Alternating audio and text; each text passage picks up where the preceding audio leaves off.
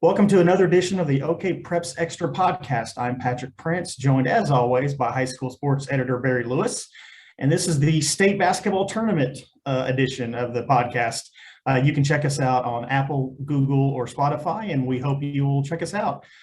Barry, let's start in 6A. For all their success in many sports, not just football, Jinx has never won a boys basketball state title. They enter number one. Is this their year? It might be. They've go into the tournament with as good a shot as anybody, I think, especially if they play the way they did in those two games in the area tournament. Those were the two best back-to-back games I've seen Jenks play, and probably in at least 2 years. They've been really good the last 2 or 3 years, but I don't think I've ever seen them play as well in back-to-back nights as they did last weekend. As Chase Martin coming back from an ankle injury, his first game back was in the regional final, which they lost to Muskogee 39-36. So you're wondering, just Jenks in real trouble? But he came back on Friday in that second game back, and he was supercharged. He scored 23 points in the first quarter.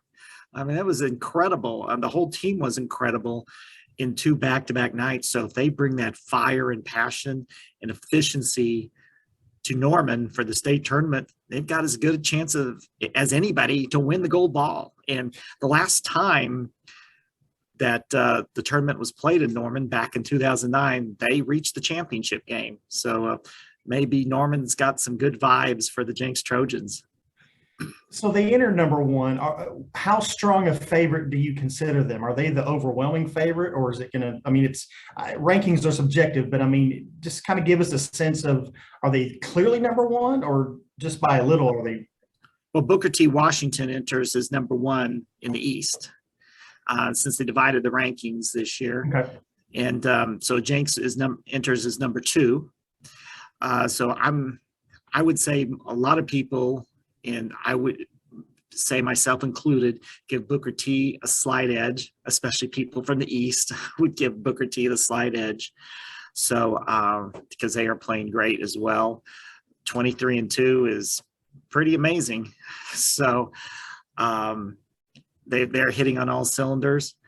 So it'll be, and they beat Jenks in the regular season. So Booker T, I think they're going to be, I would give them the slight favorite role. So Aaron Potter is having a player of the year type season, as Bill Haston wrote about after they beat Broken Arrow in the area championship game. And, but as we talked about last week on the podcast, that it all comes down to matchups in the playoffs. And one bad night this is not the NBA where it's a best of seven. One bad night or foul trouble can sink you. So, but I'll give Booker T the slight edge. So those are the only two, what we consider local teams in the 6A bracket. Who's the non-Jinx, non-Booker T, who's the biggest threat in 6A? I would say either Edmond Memorial or Putnam West. So, yes, it was really weird the way things evolved. We've talked about all season long about the depth, the quality of teams, and 6A this year is the best, and the talent was the best that we've had in the Tulsa area in many, many years. Thought for sure at a minimum there would be 3 Tulsa area teams make it over. And so it fizzled. Only 2 Tulsa area teams. The way it played out. So it's the talent level isn't really reflected in the end result, which is only 2 Tulsa area teams making it to the final 8. So from a Tulsa standpoint, that's a real shame, because there was some great basketball this year. I know people in Owasso are disappointed, people in Broken Arrow, among others. Muskogee went through as a regional champion. They looked like they were going to be the surprise team to make it, but they couldn't get that one win in the area tournament. And so you've got just 2 Tulsa area teams and 6A boys. Let's drop down to 5A, break that down. Who's your pick and why in 5A, Barry? Well, my pick to reach the championship game would be Del City Memorial. I think that's they are strong favorites to get to the championship game. And so that'd be a rematch of the Tournament of Champions championship game, which Del City rallied to win. So that would be a super matchup if that took place. However, it's a pretty tough field in 5A boys. There are no gimme games. So Memorial even has a tough draw. They've got Midwest City, great basketball tradition at Midwest City. So they open against them in the quarterfinals. And then you've got Collinsville, area champion from over here. They're having to play the defending champion in the quarterfinals, Midwest City, Carl Albert. So it's a loaded field in 5A. But I think Memorial and Del City are they're above the rest. However, it is March Madness, and March Madness isn't just in college basketball. It extends to high school basketball. As we saw last year, Memorial was upset in the quarterfinals by Ardmore. It was one of the more stunning results I've seen in the past decade at the state tournament. And, Memorial, and I'll be writing about this in Thursday's Tulsa World, Memorial is focused on not letting that happen again. And so, if they were to be upset, it's not because they're going to be overlooking the opponent. They admitted they weren't focused as well as they should have been against Ardmore last year because Ardmore wasn't ranked very high. Midwest City has their full attention. Mm-hmm. So if you had to pick, let's just assume it's a Memorial Del City final. If you had to pick, who are you picking? I'm going to go with Memorial. It is hard for a team to have had a better 2 months look better than Memorial has. They went 3 consecutive games recently, the regular season finale in the first 2 games of the playoffs, where they scored 110, 114, and 121. That is almost unheard of in high school basketball, especially in the playoffs. And then in the area championship game, they only scored 84. Edison gave Memorial, and it was a 14-point deficit. Edison gave Memorial its closest game since they played Del City in the Tournament of Champions final in late December. That's crazy. Memorial, you can't be playing any better than Memorial is right now. However, it is March Madness, and you just have that one-off game, and it's all she wrote. What kind of breakdown you seen in 4A? We got 2 local teams in the 4A bracket. The 2 local teams being Holland Hall and Victory Christian, and Victory Christian's ranked 2nd, and they had to go through the losers bracket after losing by 1 point to Holland Hall in the regional finals. So that was a tough road for Victory, and but they made it. They had a couple of real close calls in the area tournament, but they survived. And sometimes those type situations can really springboard you to a gold ball.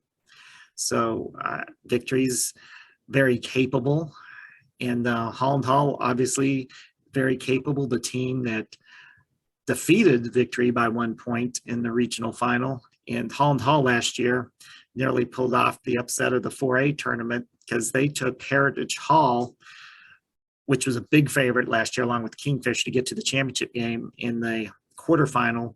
Holland Hall took Heritage Hall to overtime. I think they overcame a 20-point deficit in the 4th quarter. It was pretty crazy, and they had a shot to win, and it just didn't fall for them. So maybe it's Holland Hall's turn. They've got such a winning mentality there. They've got several football players, and of course we know about their football success, and they bring that winning mentality over. And it also takes them until early February to start gelling. And Coach Teddy Owens predicted that, and it happened. And so they're on a nice winning streak right now. So look out for Holland Hall. And I would also say the same thing to an extent about Collinsville in 5A. I'm not picking them to win in 5A, but they're a team to watch because that same mentality, that winning mentality from football, is carried over there with a couple of their players and just with the whole team. But anyway, in 4A, though, I think you have to make, as much as I think Holland Hall and Victory have a chance, I think you've got to give the edge to Kingfisher just because they've been the top team in 4A over the last 5 years. They've been pretty dominant. And so they would deserve the edge. Crossings Christian is a team to look for. because they won the state title in 3A last year and have moved up. So that is a team you can't overlook either. So they know what it's like to win the gold ball. So they're a very intriguing team. Barry, they say in the NCAA tournament that guard play is essential, and teams with good guards tend to do well. Is there a similar theme at the high school state tournament that you might draw, or is that not an apples to apples comparison there? No, I think it's that carries over to high school basketball, because no matter what sport, if you're trying to, let's just say, even hang on to a lead in the late moments, you've got to have that strong point guard.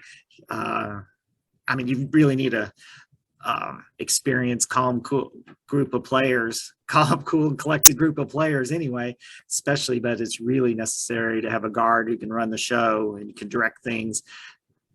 Not just, for the whole game, true, but especially in those last moments when the other team is making its final run at you.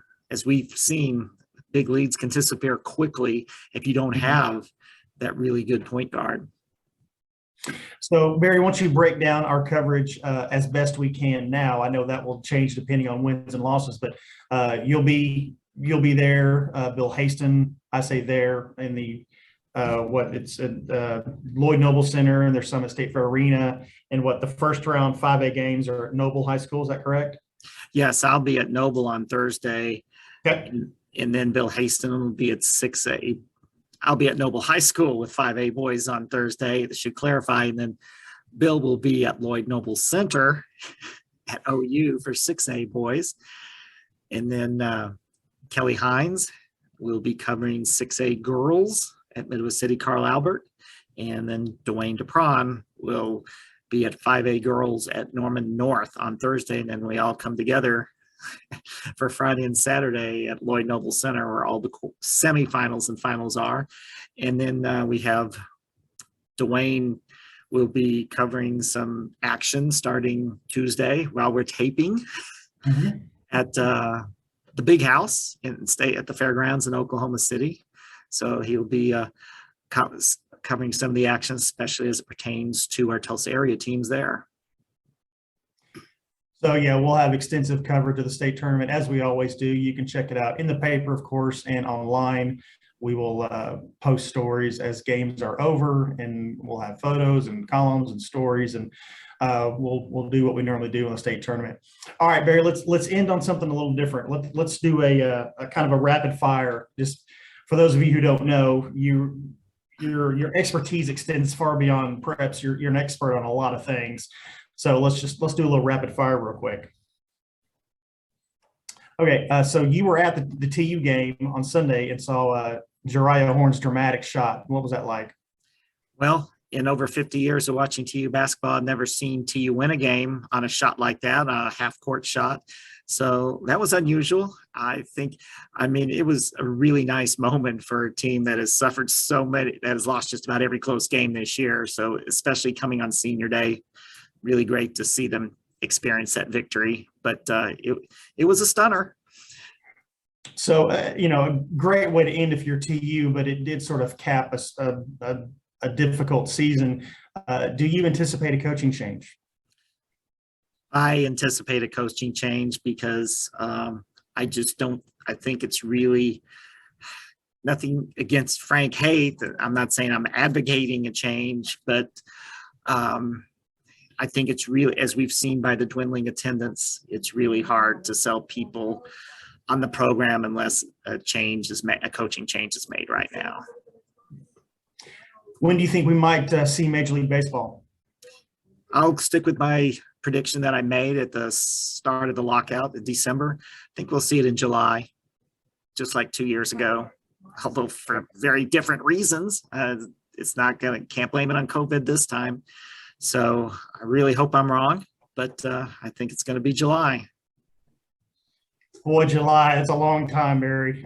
It really is. It's painful.